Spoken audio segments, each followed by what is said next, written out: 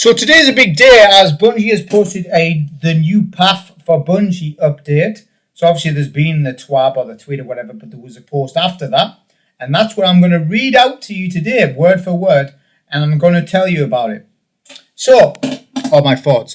So this is by Pete Parsons, the CEO, I believe, right? So this morning I'm sharing with all of you some of the most difficult changes we've ever had to make as a studio due to the rising costs of development and industry shifts, as well as enduring economic conditions. It has become clear that we need to make substantial changes to our cost structure and focus development efforts entirely on Destiny and Marathon. That means beginning today, 220 of our roles will be eliminated, representing roughly 70% of our studio's workforce. These actions will affect every level of the company, including most of our executive and senior leader roles. Today is a difficult and painful day, especially for our departing colleagues, all of which have made important and valuable contributions to Bungie. Our goal is to support them with the utmost care and respect. For everyone affected by this job reduction, we will be offering a generous exit package, including severance, bonus, and healthcare coverage. I realise all of this is hard news, especially following the success we have seen with the partnership, but as we've navigated the broader economic realities over the last year, and after exhausting all other mitigation options, this has become a necessary decision to refocus our studio and our business with more realistic goals and viable financials. We are committing to two other major changes today that we believe will support our focus, leverage Sony's strengths, and create new opportunities for Bungie's talent. First, we are deepening our integration with Sony Interactive Entertainment, working to integrate 155 of our roles, roughly 12%, into SIE over the next few quarters. SIE has worked tirelessly with us to identify roles for as many of our people as possible, enabling us together to save a great deal of talent that would otherwise have been affected by the reduction in force. Second, we are working with PlayStation Studios leadership to spin out one of our incubation projects, an action game set in a brand new sci-fi universe, to form a new studio within PlayStation Studios to continue its promising development. This will be a time of tremendous change for our studio. Let's unpack how we ended up in this position. It's important to understand how we got here. Right, so for over 5 years, it has been our goal to ship games in free enduring global franchises. To realize that ambition, we set up several incubation projects, each seeded with the senior development leaders from our existing teams. We eventually realized that this model stretched our talent too thin too quickly. It also forced our studio support structures to scale larger level than we could realistically support, given our two primary products in development, Destiny and Marathon.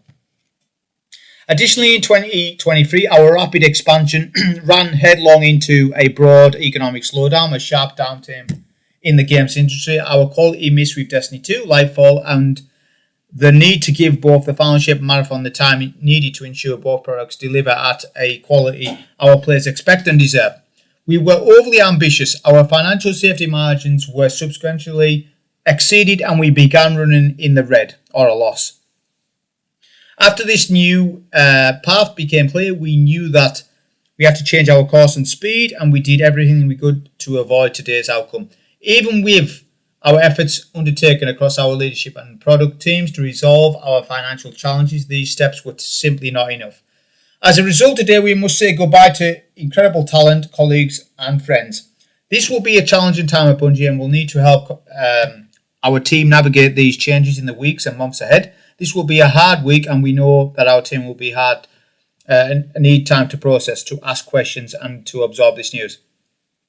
Today and over the next several weeks, we will host team meetings and town halls, team breakout sessions, and private individual sessions to ensure that we are keeping our communication open and transparent. Bungie will continue to make great games.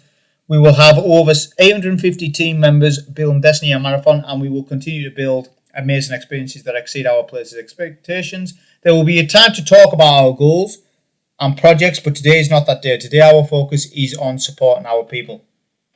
Pete. So that's the post of Bungie, so there's a lot about that. So here's where the fine Coleman comes into play, right? So if you work for a company, which is most of us, right, you might be self-employed. If you're self-employed, this doesn't apply to you. But if you've ever worked for a company, right, anyone with some level of intelligence will be able to read corporate talk. And there's some corporate talk in this that doesn't need to be here. I don't know why they've got some extra details in here. Well, I do. I have theories. But why they've put a public post out like this with some extra like employee details that should not be here in their public blog for their Bungie fans and the gamers, they should be just saying more like, well, they've said too much about this, and I'll go into it. Like, here's what they said about this. So, for everyone affected by this job reduction, we will be offering a generous exit package, including severance, bonus, and health coverage. Why did they need to tell us that? Us as Bungie fans, I think it's good that they're doing that for the employees that are leaving. Like, I'm not by any means saying anything about that. But what I'm saying is they didn't even need to say that. The reason why they're clarifying it is because last year, the layoffs, right, late 2023, fall, yeah, there was some shoddy stuff that went on with the health packages. So they're clearing up the tracks and trying to be transparent, but they're being over-transparent by saying, you know, we're going to be offering these stuff to our ex-employees. That stuff doesn't make up for this stuff because those people are out of a job and can't feed their kids, or they can't do this, or they can't do that, and they need to go and look for work elsewhere. So that, it's almost, the company's saying, or Bungie's saying, they're giving something out, right? Which they are, but they didn't need to mention it. Like, there should have been there probably is, an article for employees of Bungie to read on their intranet. If you don't know what an intranet is, you should do. It's just a localized web feature in a company that's not worldwide, whereas we're obviously on the World Wide Web. I shouldn't need to explain that, but this stuff should be on their intranet. We shouldn't need to know about exit packages and this stuff. We're looking at this as a gamer. We're like, well, what's going on? This looks like negative. And then they start bringing up this stuff. They brought some more stuff up, saying that you're going to be able to go to town halls and stuff. Where's it at? Town halls. I'm in UK, mate. I don't know about America and their town halls and what they're doing with that. Why are you telling me this stuff? It might be good and stuff that they're doing the meetings, but it just seems like they're desperate to not be looked upon as the devil. So they are over-provided with too many details, panicking like, oh, we're sorry, but this is what we're doing, this is what we're doing, this is what we're doing. It doesn't matter because 220 is gone. 220 is gone. It's as simple as that. This stuff, people who have lost their job, do you think they're going to go to a town hall meeting and talk about it? They can't. They haven't got time. They've got to go and look for another job because money's money and the cost of living's cost of living right now. Right? So I think it's totally out of place. Those two things about that, the employee handbook rule stuff shouldn't be in this. Not in their focal blog post to Bungie fans. What is it doing here?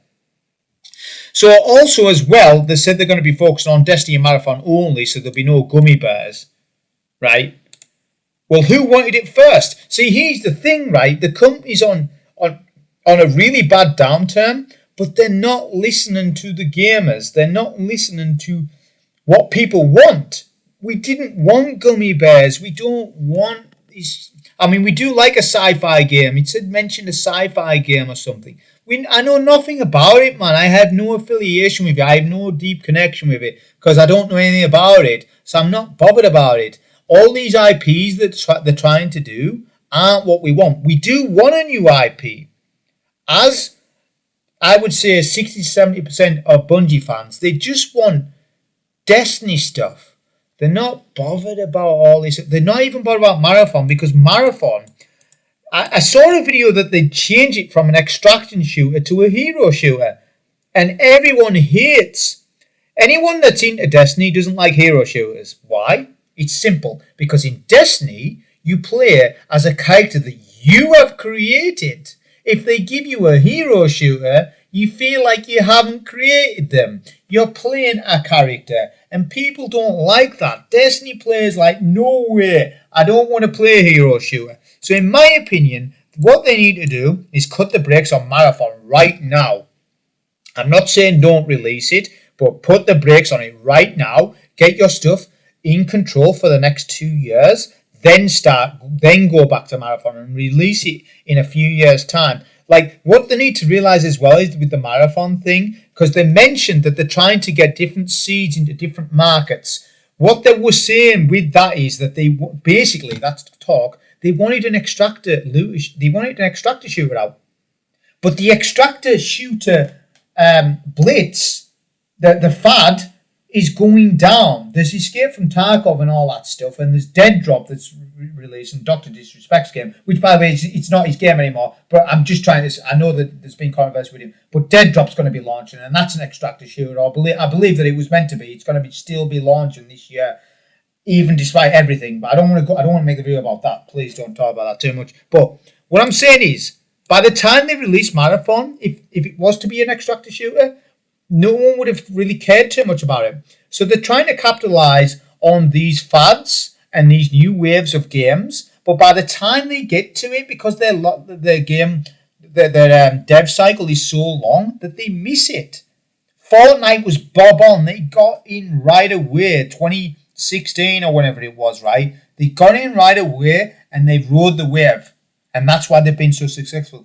They're not quick enough, Bungie. They've never been quick enough at releasing stuff. They've only gotten slower, and time has proved over and over again with the amount of delays that they've had. Okay? When they were under Activision, how many times did they delay? Right? Answer the question. Hot take, but when Destiny or Bungie was under Activision's wing or contract, they produced some of the best years of Destiny I have played, right? And if you just look at my career, right, of Destiny, the best times have been when they've been under Activision, not when they went on their own, because they said to everybody, we're on our own now, we can do what we want. Yeah, sure. Things just got worse. They put a battle pass in the game. Bear in mind, that's just going with the times. All games have battle passes now, don't they? But they put a battle pass in the game. They've made the XP bad in 2019. So everything since Shadowkeep, right? That game world of Shadowkeep that launched with Shadowkeep. I'm not on about Shadowkeep the expansion. I'm on about the game world reset that launched with Shadowkeep is still the structure and basis of the game now. And it's just dying, man. And the seasonal structure, I went over it on my last video about how episodes are ruining the game, basically, and it's worse than what Seasons was. It's bad. So I think they should have just got rid. They should just put the brakes on, make D3. Put the brakes on, make D3. This is no longer a meme. This is no longer me saying I think they should. No, they need to. They need to stay relevant. D2's not going to last the legs. Like, they're making this D2 Frontiers, right? That's not a new IP. That's a game expansion. See, now Final Shape was a game expansion. Final Shape was great, and you'll see it here. Final Shape was great, but the game world reset that came along with Final Shape is some of the worst game world changes in the Destiny franchise I have ever seen, with the power cap, with the floor level, with standardizing all your power levels, having fire team power, making the XP season structure worse than it's ever been, right? All these changes, man, they've just made the game more annoying to play. And that's coming from me, who wanted to take over the world with Destiny. I wanted to do the hardest stuff, and I didn't care, and I wanted to be the best console player. That's coming from me. They fought it out of me. I can't be asked now playing. I can't be bothered with it. I just can't be bothered with their structure of their game anymore. I'm done with it. I'm done with it until they sort it out. Because, as I said, we're still on the Shadowkeep engine.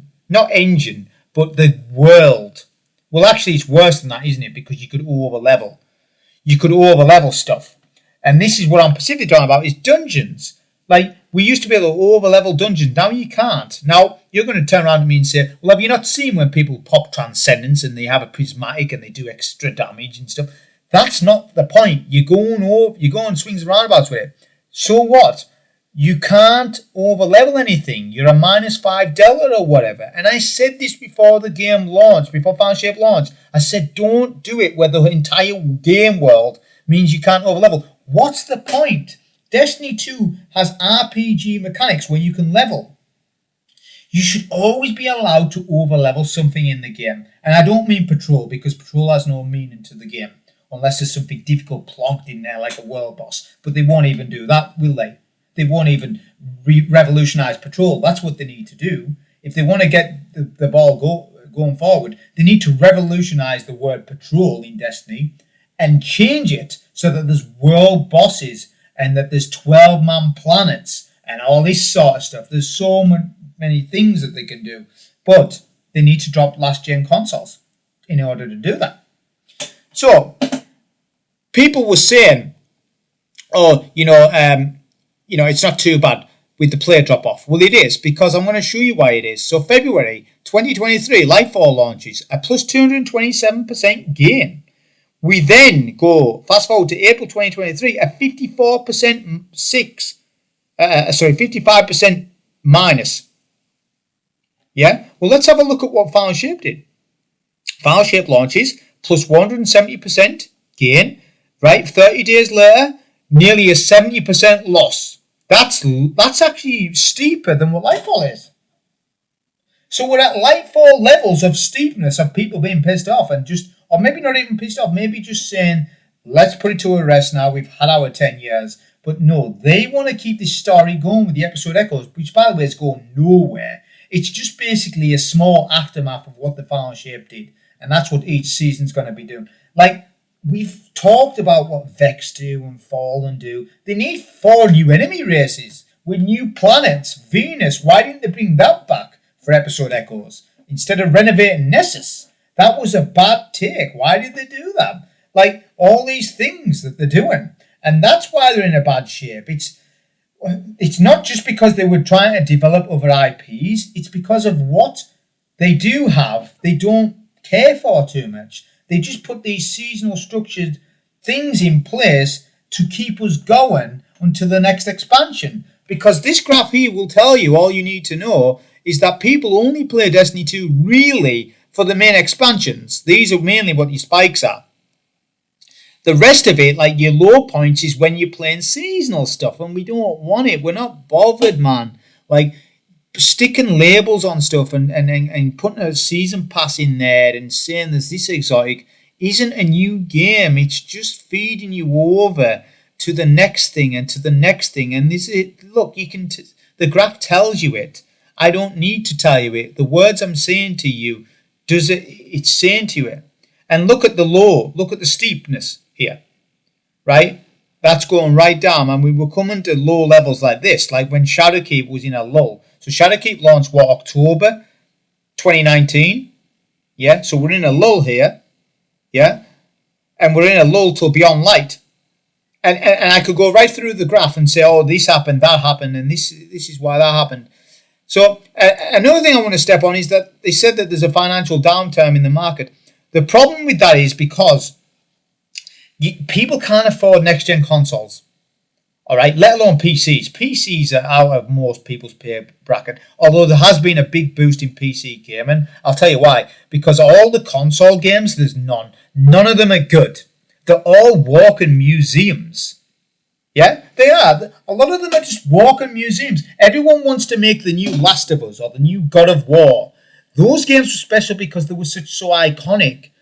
And they did have good gameplay. Well, I don't think Last of Us had, in my opinion, my humble opinion, Last of Us is a walking museum. I'd rather watch the series than play the game. I'm just being honest. It's not a game. Like, it's just, oh, you do this, you do that. It's not a game. God of War is, though. God of War's got some amazing mechanics in the game.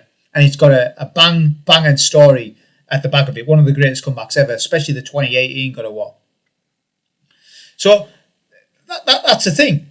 There's no games to play. So no one's buying. Everyone's still on the PS4. Right? I think it's almost 50% of Sony players are still on PS4. So developers won't drop PS4 because everyone's still on PS4 because no one can afford the PS5. And not only that, there's no games to play on the PS5. I don't know what it's like for Xbox. It's probably a similar case. They're probably playing on the lesser version. Right? So that's another reason they won't drop last gen because they haven't got the money to pay for it. And there's no games to incentivize it. Not only that, there's a special game, right? I'm gonna close this video soon. Elden Ring showed the gaming industry on how to make a game cheaper than everyone else and be much better than everyone else as well. Yeah? When Elden Ring come out, I said this the other day, it made a cultural impact on the industry because of how good it was, right? It felt like it was a game made by gamers, but who are also devs. Those are the people that make the games. Not the devs that aren't really into gaming, but they know a bit of tech, they know things on how to operate software. Those, you can see through it. You can see through the shoddiness of a game, like Suicide Squad when that come out. That wasn't made by gamers. That was made to try to capitalize on a trend, not to make a good game. And it showed, right? Because of how terrible it was. Whereas Elden Ring was like, fuck you, this is how you make a game, and we'll charge people less whilst we do it. I think you can get the base game and the DLC for like 80 quid, but that's a lot. Yeah, I think when the game came out, was it 50? It wasn't 60, and it was 50, right? 50 quid when Elden Ring come out in 2022. And what a game you're playing. So you're paying less than a AAA game, which is standardised 70 quid or 70 pounds. Yeah, they're charging 20 quid less for so much more of a meat of a game. And let me tell you, this is not an online MMO game in which what like Destiny 2 will be. There's 125k on right now. How many's on Destiny 2? 50k, and this is a live service game. Elden Ring's not live service in the same retrospect as what Destiny 2 is. And it's holding more than double, right?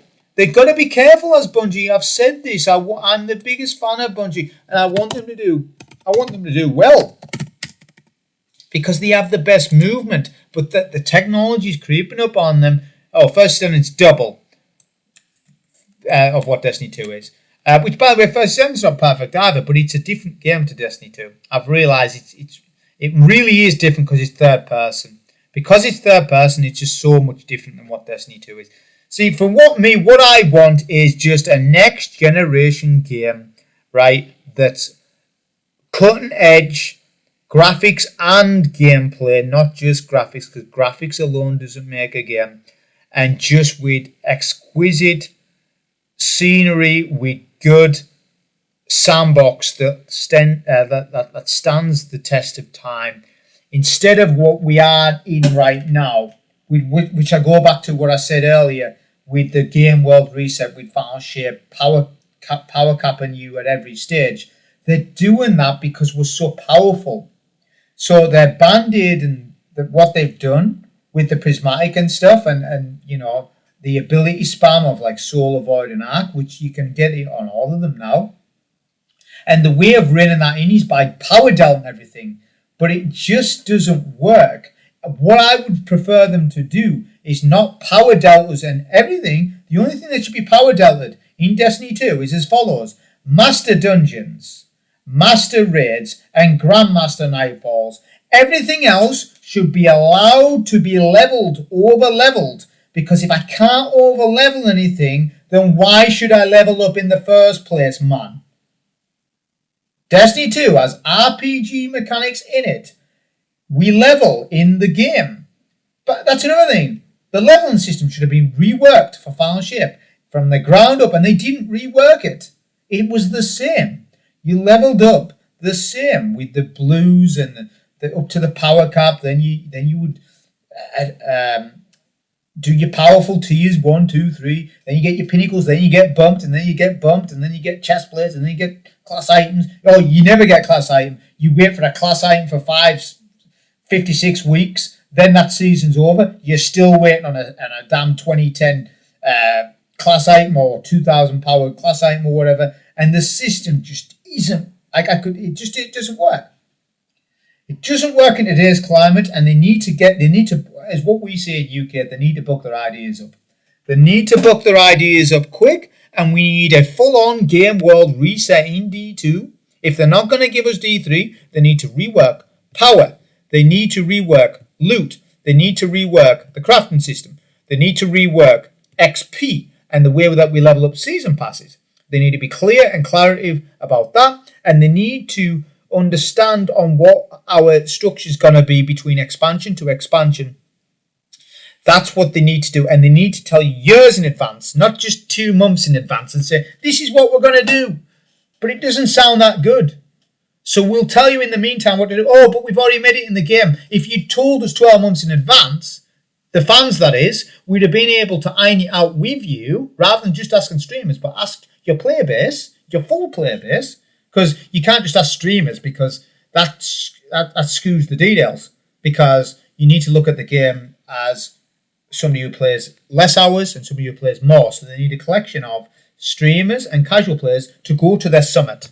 And they need that's what they would have needed to do. But no, they just got streamers. Basically. But you know, that never went anywhere, did it? You know. Well, we don't know where it went because it's all secretive. You've got to sign NDAs and all that stuff. So that's the stuff on that. There's multiple reasons for this. You know, they need to just focus on the word Destiny franchise. Put Marathon down. No one wants this. They're making something that I don't know who it's for. They're 3 or 4 years late to the extractor shooter scene. If it's a hero shooter, then God help us, because none of us want that. Why would you want a hero shooter? You would just go and play Overwatch then, because that's what Overwatch is. You would go and play a game like that, or Apex Legends. They own the hero shooter category. So Destiny 2 was wanting, we want looter shooter, we want hero category, we want action sci-fi, we want this, we want mobile games. So they were wanting to monopolize the industry. They'll never monopolize the industry. It's impossible. They're not good enough to do it. They're not even good enough to look after Destiny 2. Never mind multiple IPs. It's harsh truths, but that's what it is. I'll leave it at that. I'm sorry for the people that have left. I think it's kind of bad that they've done it, because they release Final Shape, they win accolades for that, they get 10 out of 10s, 9 out of 10 reviews, and then a few weeks later, I will let you off now. Thanks for doing Final Shape, but see you on the way out. It just doesn't look good or sound good. That's the video on this and my thoughts. It might sound offensive, but you've got to tell them the truth. But the pursuit of truth is more important than corporate talk. That's the video on this. Hope you enjoy. Thank you.